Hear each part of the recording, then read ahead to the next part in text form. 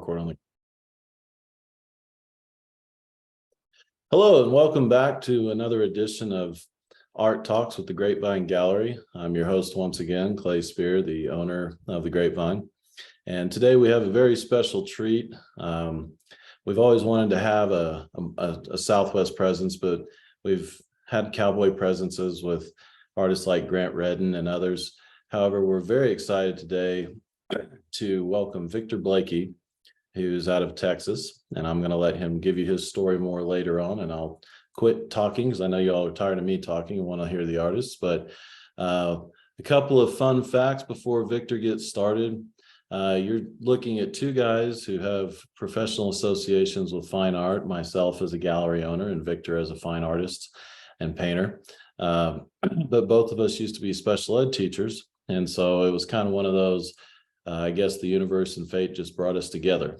And so, Victor, thank you for joining us today. We appreciate you being on our showgram. Well, I'm thrilled to be here, and I so love the opportunity to be able to talk about my art, I guess because I'm my greatest fan.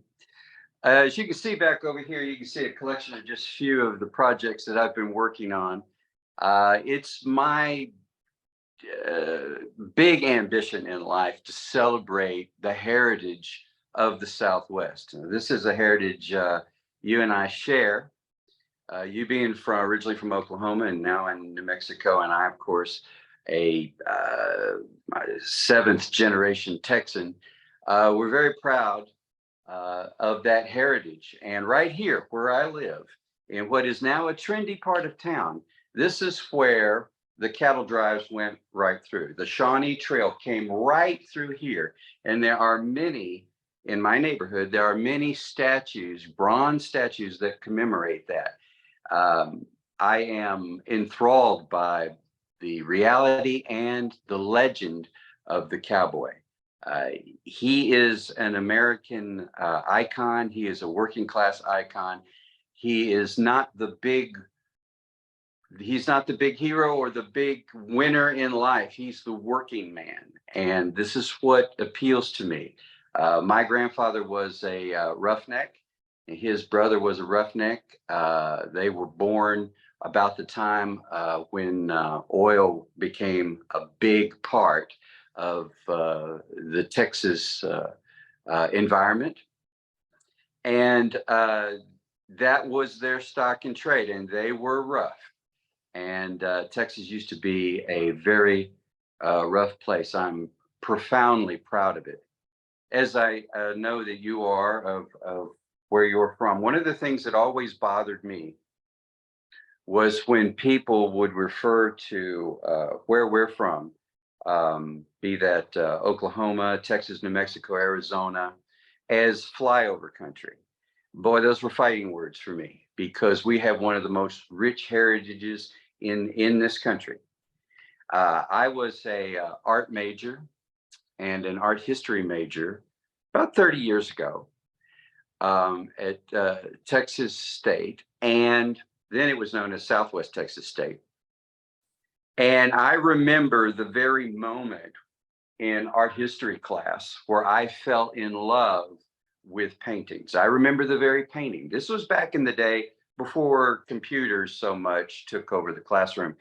The art history teacher had one of those old-fashioned slide carousels. You remember the one, I'm sure? Mm-hmm. And he would always get so angry with it because it was a glitchy piece of equipment. I remember his name was Tom, and he was always on the verge. He was always on the verge of a nervous breakdown. I don't know how he kept his job. But anyway, I remember the painting. It was called The Oath of Herati, and it was a painting projected there on the screen of Roman centurions pledging allegiance. And after that, when I saw that, I was amazed, and I was captivated by the whole subject of art. Well, and I'm so glad you brought that up, because, you know, regardless of what anyone thinks about their knowledge base in art, whether they are an artist or an art enthusiast or a collector, I can still remember my wife and I being at one of our first Pre to West shows. And what hit us was a painting by Dan Gerhardt's of Dream Lake, and it just froze us. And, a couple of the artists came by and basically thought we were a cute little couple, like, oh, look, they appreciate art, isn't that nifty? And then we walk down the hall and we walk in and see the triptychs for the first time. And that's when our passion for this, life and art really was born. Walt and Dan were always really nice to us and took us under their wing. But the importance of fine art being in people's lives never really hit us until that show. And we've always loved it since then. And I've even had other artists like Tony Hostetler ask me, well, you're making other money doing this other stuff. Why do you still deal with the art? I mean, what's in it? Why are you still doing it? And I told him quite simply, I can't imagine fine art not being in my life. And I'm sure you feel that same way as a painter, that if you had to go for an extended period of time without painting, you'd probably feel like punishment. I do. I find that the work is the reward. I love to sell paintings. I love to work with galleries. I love to please people, but the main nucleus of what I do is sit in front of that easel and try to reward myself first. And may sound a bit selfish, but I love to paint. I paint for hours on end. I get up early, as I suppose most artists do, and spend hours at the easel. I'm a former professional portrait painter, and I was in that business for a long time. So I'm very tied to the singular figure. And my whole action in most of my paintings is in the facial expression of my main character. Now, this would bring up the question of, how do I go about establishing reference and building the characters? And I think of them as characters in my paintings. And it's a multi-step process. Is photography a part of it? Absolutely, at various points of the stage. However, I don't necessarily always paint the contemporary cowboy. I have a lot of friends that are real working cowboys, but they're cowboys in 2023. They're as likely to wear a Grateful Dead t-shirt and have a ponytail than they are to wear a period piece or a period cowboy hat or any of the old-fashioned equipment. So as far as photography is concerned, I may use photography at various points to get the body positioning of the horse or the rider, or to give me an idea or a concept early on. However, often I have to rely on my own imagination and maybe even more importantly, research. Case in point, and this is a small thing, but it illustrates what I'm talking about. In modern tack, that is to say the bridle equipment of a horse, you might see something like an aluminum latch. Now, it's shaped like a question mark and it holds the reins to the bridle. Well, there is nothing in 19th century bridle tack that looks like an aluminum latch. So it's a small thing, but to somebody who paints up close, it was something that early on I had to do research to find out, well, what is the appropriate bridle rigging for my particular cowboy? Now, I try to keep my historical cowboy in the range of about 1880, 1912 at the latest. The one I'm painting now, or in the process of painting for the Grapevine Mall, is a 1912, early 20th century, late 19th century, not so much a cowboy, but as a ranch owner. And this is just one of many 20 by 16 pieces that I'm developing for the Grapevine Gallery. So it's just one of many. So my character is what I would perceive to be a ranch owner, probably in Colorado. You notice I put Colorado mountains behind him. Now, this piece is about 40% done. There's a lot that I need to do and some changes that I'll make. Can you see that okay? Yeah, if you'll bring it a little closer to it, it'll be a little more centered. There you go. And this is what's going to be so fun about this, is that as Victor is working on this piece, and like he said, it's 40% done. One of my favorite things when you watch an artist paint a piece in person, and when we do these shows, is you can see that these fine details are what really set it off to make it a finished painting. And it's, it's the artist's interpretation from this point that makes the piece what it is. That's exactly right. And any objective analysis of my work would note that it's not exactly what would you call photoreal, nor should it be.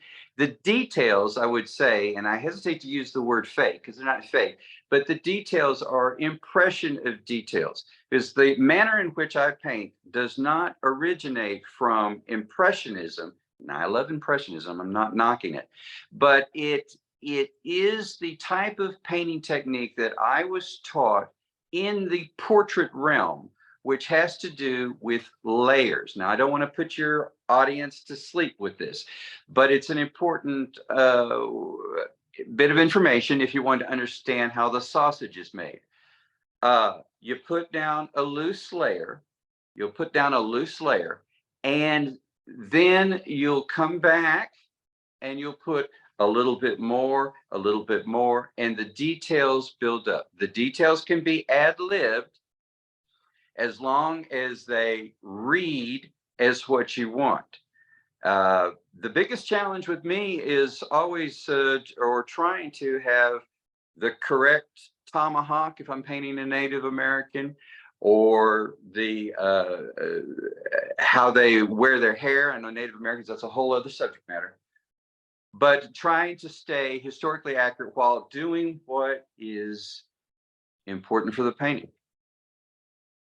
Well, and that's the thing that I think is so important too, because every painting is unique. And I know that at the Grapevine, Walt and Dan were very big on using the term unique and not original for a painting, because there's only one of that painting, and they referred to sculpture, and photography as being original, but a painting is unique. And so I think what you're saying is that as these pieces are made, this is how you make a painting unique and not just a paint by number piece. So and I think that's great information, Victor. And also Walt and Dan were big on being art educators. So never apologize for helping educate our collectors on how the sausage is made. So we also have one of our traditional slideshows we're going to get to, but there's a couple other things we'd like to chat with Victor about. So when you're talking about the cowboy, be it a historical cowboy or a new time working cowboy,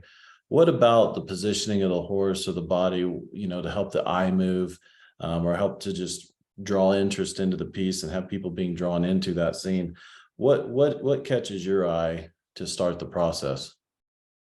Well, every painter will tell you that the most important thing, the absolute most important thing, is what we call composition.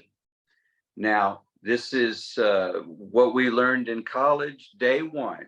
Your figure, and I always sort of start with the figure, and it's usually a singular figure in my painting, must be positioned on the canvas in an interesting way that is off from center. Last thing you want to do, and I know this information is basic, but the last thing that you want to do is have your figure, be it a horse and rider, or what have your figure center of the canvas. You want it to move to one side. And if you're a portrait painter, it's usually to the left and slightly up. You want a irregular or uneven amount of what's referred to as negative space on each side of your portrait figure. And I basically work off of the portrait format or portrait philosophy. So once I've established my figure and I feel comfortable that he or she is where he needs to be on the picture plane, then I begin to lay in the environment, be that whatever environment I think that will begin to create a sort of story. Now, this leads me to something else that I think is very important, and it's been an issue from time to time with patrons. My objective is to create questions, not answer questions. And this can be a little tricky. I was at a art reception once. I had this uh, piece that was in the art show. This was at Bosque a couple of years ago. And there were some wealthy patrons that they were very excited about the piece. I was very happy that they were excited about it, but they kept asking me, who is this cowboy? Where is he from? What's he doing? And I tried to give them answers because I was trying to be polite, hoping they'd buy my painting. But my objective is not to answer questions, but there's to evoke emotion and questions in the viewer. And I think that that's the difference between a piece of reporting and a piece of art. And it's my own personal feeling.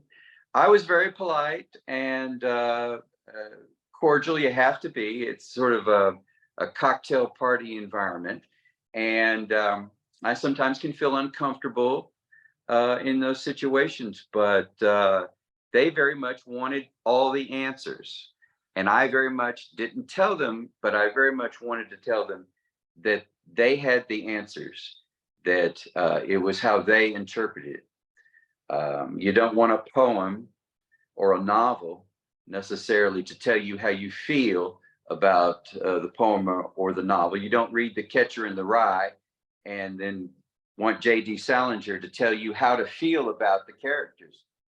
So I guess that's a little bit of a sticky subject sometimes, but I think my job is to evoke emotion and to evoke questions.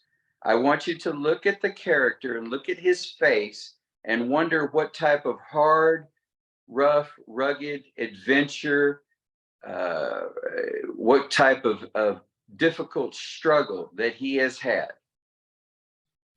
And it is a character that I have built, but I have not built in all of the answers, if that makes any sense. It completely makes sense. You know, the ability to put motion, the ability to tell a story in a fine art piece is crucial. And that's what makes it a wonderful piece. So thank you for sharing about how you use composition to lead the eye. One last topic before we get into our slides is, of course, the L word, light, the use of light. Some artists prefer morning, artists prefer afternoon. It's whether you want to chase the light or not. When you're going out to, study landscapes and you're out looking for scenes that you want, like a Colorado scene or a Texas scene or whatever it is that's inspiring you, what do you prefer to do with your pieces with light? Well, I basically can work with almost any kind of light. I love morning light. I love diffused light. That's light that you might get on a slightly cloudy day, because there's light everywhere, and yet it is soft. Now, I like that because, once again, I come from a portrait background, and that's wonderful for portraits. I've noticed, though, that for Western art, early morning light, when that light is coming in at an angle and it's creating all kinds of warm tones, that's really nice too, and can be real good for establishing mood. So to answer your question, morning light, diffused afternoon light. I think the one light that can be very problematic is high noon on a sunny day where you have coming down, and it just creates a lot of shadows right at the base of everything. That can be a little annoying.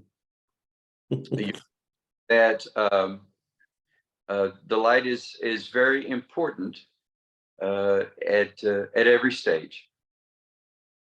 Well, it certainly is, and that also creates problems too when it's straight above, because if you're going to be having figurative works into your piece, especially with a cowboy hat, it's going to be really hard to get that face to where it looks realistic in the piece. So this is the part of the show where I always apologize and tell everyone I'm trying to do the best I can, but I'm going to start sharing my screen here and hope I do the best.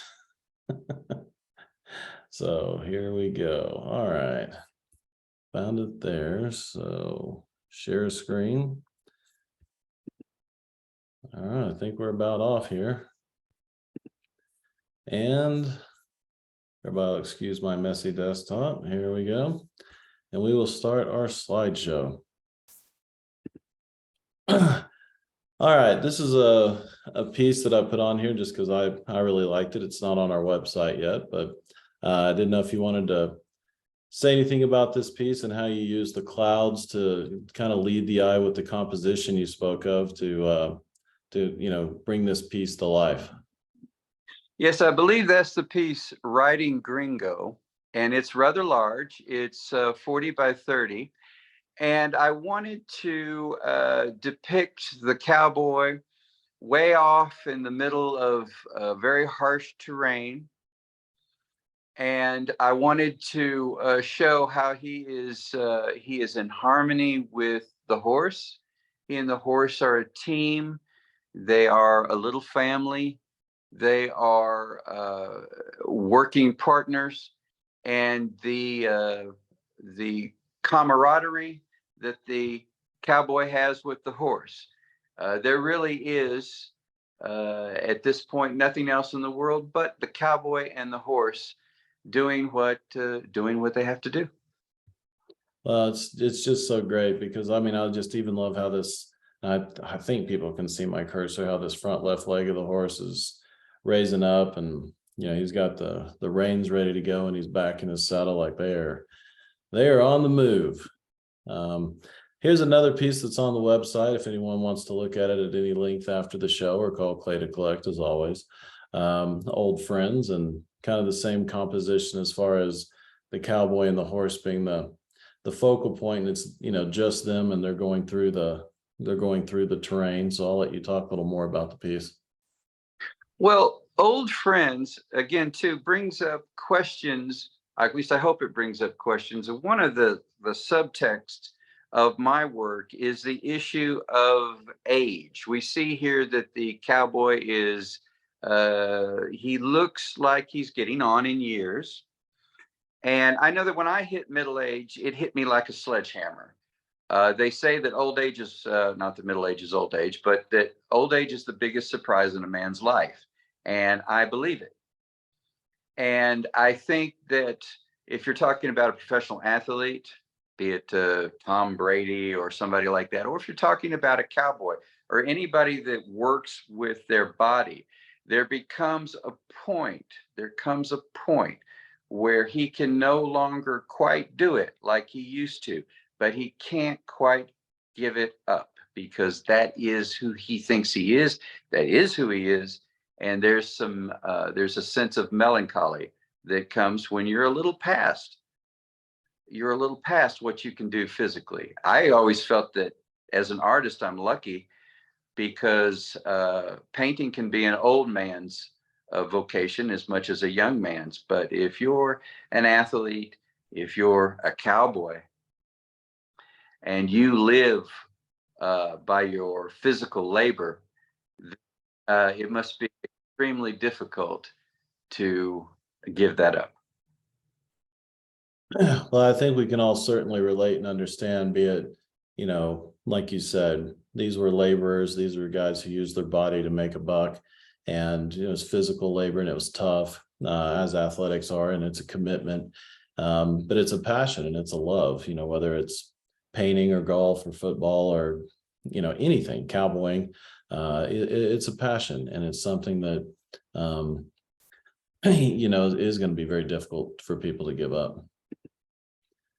Here's one that has an outstanding skyline, and it's Chasing Daylight. We were talking about morning versus evening light, which this is a great piece that, again, motion is here, and you've got the depth with the sky, a lot of detail in with the cowboy and the rope and the buckles. So I'll let you go into a little more detail about all that, and we can enjoy your input.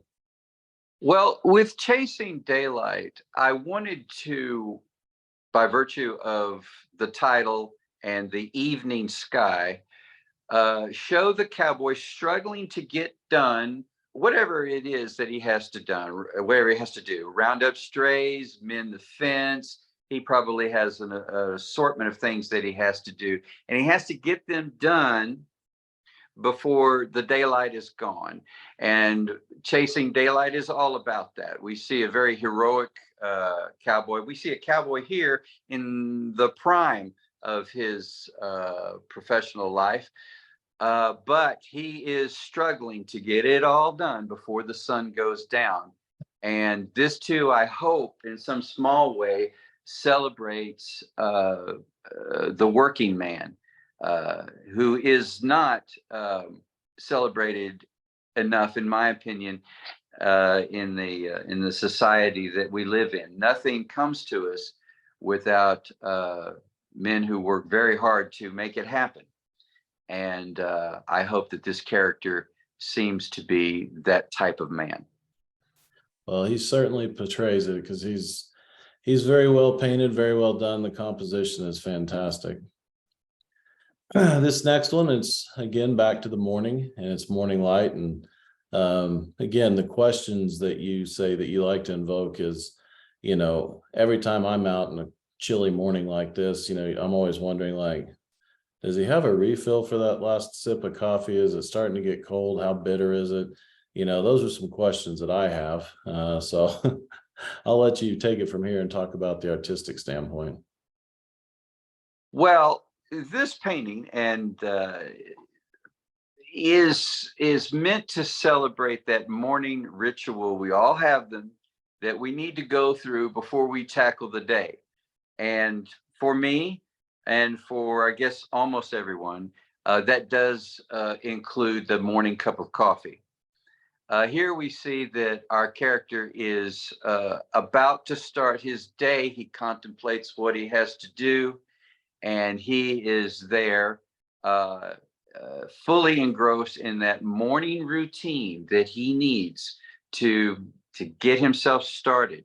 And that too, I think, harkens back to the theme of the working man, the laborer, the unsung hero that gets us the things that we need.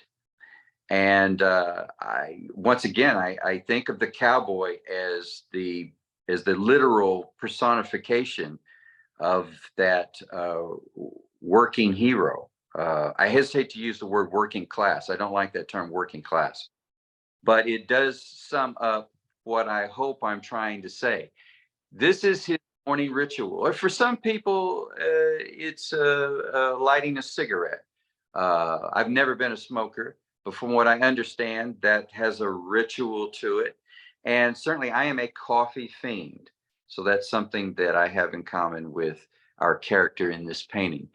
I don't know if he's a coffee fiend or not, but coffee is an important part of what I would imagine this character has to get his morning going.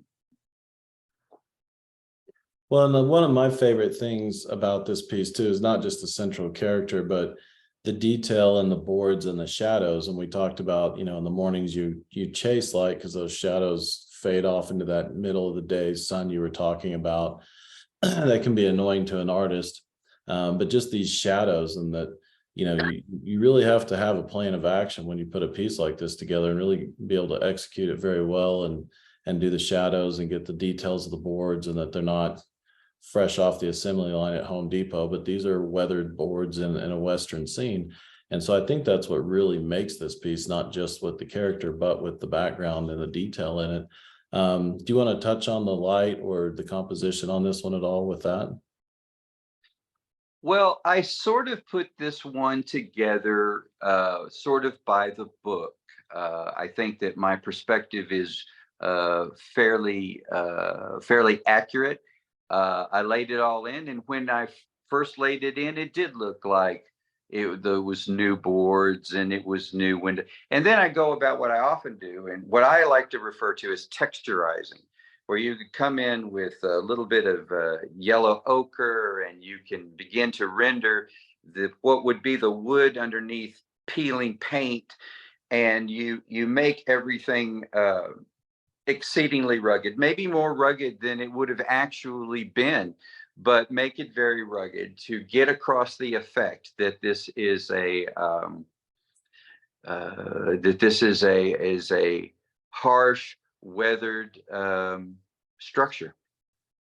Well, and I think that's what is so cool about it. It's almost like a classic car, and it's an old classic, Western scene where he is contemplating his day, and the texture in the piece is fabulous, both with the background and the wood and his clothing and the shininess of the coffee mug and everything. So very well done. Thank you. And then morning, this guy, again, questions are being raised. Has he got a calf he's got to go put down, or has he got some, wildlife poaching out on the land, or is he just looking for a rabbit to make some stew for lunch? You don't know what this fellow's up to. So I'll let you go in and tell some more about him. Well, this is in some small part, again, very similar to the last piece in that this is the very beginning of the day. This is the start of his routine. This is part of what he does. He's checking his equipment. He's checking his gun.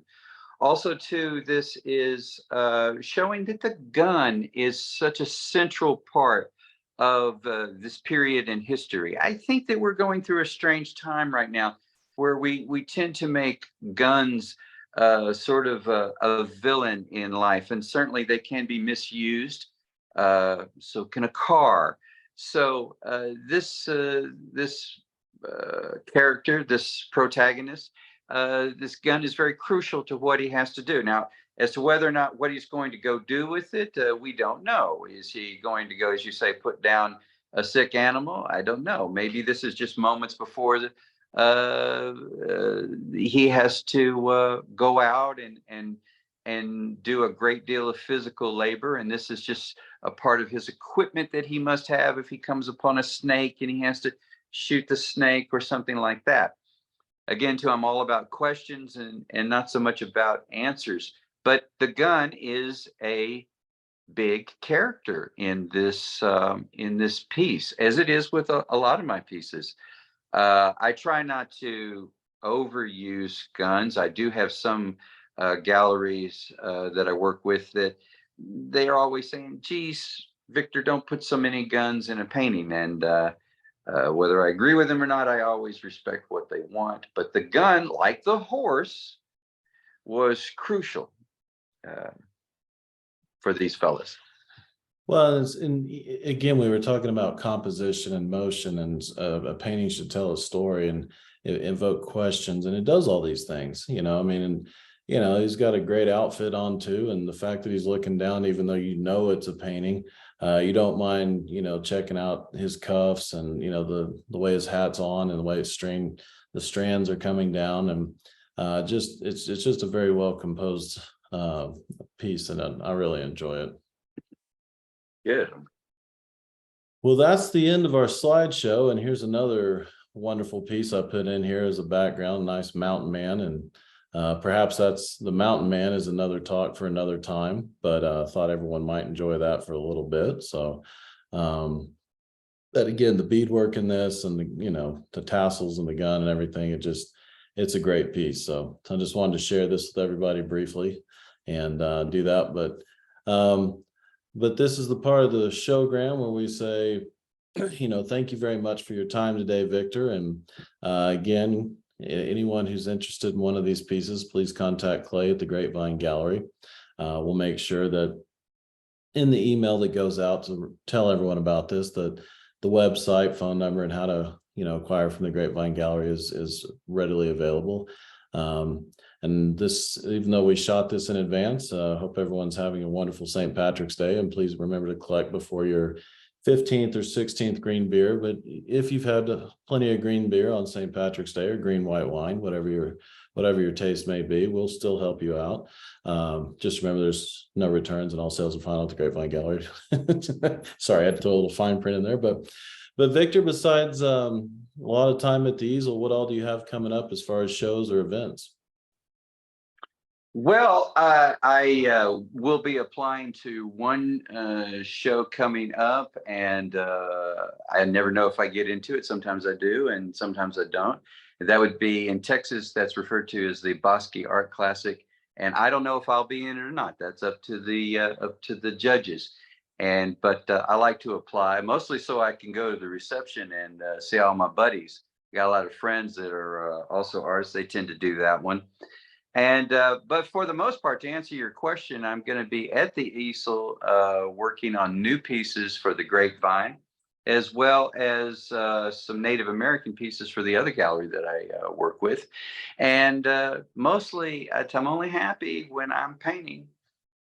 Well, and it shows in your work because your heart and your passion's in the work, and it's really a joy to look at it. And Victor, I think you've got a very bright career ahead of you, and it would not shock me at all if you're in the Cowboy Artists Association and the Prix de West both. So we wish you the best of luck, and I think the sky's the limit. So once again, thank you everyone for joining myself, Clay Spear, and Victor Blakey to see his work. And once again, don't hesitate to call at any time or email, and it'd be our honor to help put some of Victor's work into your collections. Thanks again, Victor. Thank you. Thank you very much. I'm trying to stop the recording. Sorry, everyone.